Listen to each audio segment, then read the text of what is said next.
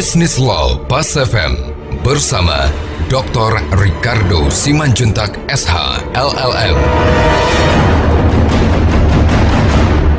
Ya, mitra bisnis, kali ini kita akan mendiskusikan tentang bagian dari pelayanan aktivitas bisnis di Indonesia secara khusus pada wilayah jasa keuangan. Saya nggak bilang bahwa itu dari asuransi, tapi dasar berpikir ini yang kemudian dikembangkan oleh OJK dan mencoba untuk menghadirkan lembaga alternatif penyelesaian sengketa di wilayah-wilayah pelaku usaha jasa keuangan tadi. Jadi kemungkinan badan penyelesaian sengketa atau lembaga alternatif penyelesaian sengketa seperti BMI tadi lahir di perbankan. Di Biro Mediasi Asuransi Indonesia itu sudah lama hadir. Jadi sebelum OJK lahir pun BMI sudah hadir sebenarnya. Dalam istilah dari OJK itu mereka sebut dengan Lembaga Alternatif Penyelesaian Sengketa, LAPS. Nanti kan konsepnya itu kan tentunya kan itu kan akan berada pada satu langkah penyelesaian sengketa konsumen. Jadi kalau kita lihat sekarang kan dalam Biro Mediasi Asuransi Indonesia ini yang itu awalnya kan cuma mediasi. Lalu sekarang sudah dikembangkan lagi jadi Biro Mediasi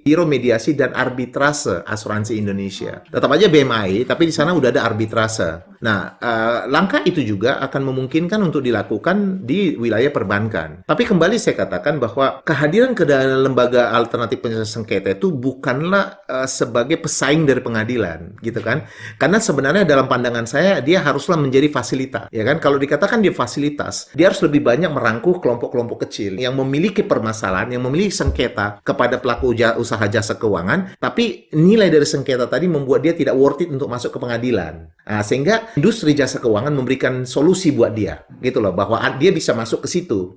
Nah, apa yang menjadi plus, walaupun tidak mengecilkan ide baik dari BPSK, gitu ya, yang nilai plus dari lembaga alternatif penyelesaian sengketa pada jasa keuangan ini adalah dia akan diisi orang-orang yang memang mempunyai keahlian di situ. Jadi kalau misalnya di asuransi kan pada umumnya kan pemain asuransi, ya kan, para senior, para pelaku asuransi yang sudah mumpuni gitu. Nah, walaupun kita tetap katakan bahwa dia harus juga orang yang mempunyai kualifikasi yang baik pada hukum. Jadi hukum dan asuransi gitu ya. Jadi saya selalu katakan bahwa para senior-senior dari kalangan profesi hukum termasuk mantan hakim yang punya reputasi baik, punya kualitas baik itu harus menjadi orang-orang yang memang diunggulkan ya untuk menjadi katakanlah mediator atau adjudicator ataupun arbitrator di dalam lembaga alternatif penyelesaian sengketa itu. Kenapa? Karena sama kalau kita katakan seperti pengadilan negeri lah. Kadang-kadang kan hakim itu nggak ngerti bisnisnya, ya kan? Dia cuma ngerti hukum gitu. Lalu dia belajar, dia datangkan ahli, mendengar gitu kan sampai dia mengerti, katakanlah begitu. Nah, ini kan memberikan keraguan bagi kita bagaimana seorang hakim yang nggak mengerti bisnis itu bisa dengan cepat harus memutuskan walaupun sangat memungkinkan itu terjadi.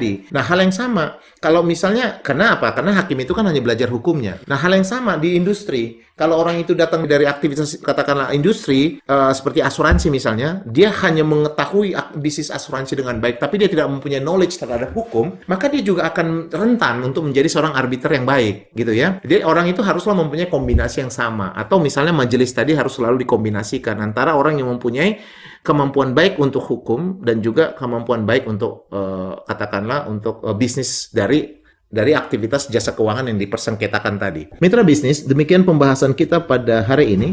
Saya Ricardo Simanjuntak untuk Business Law Pas FM.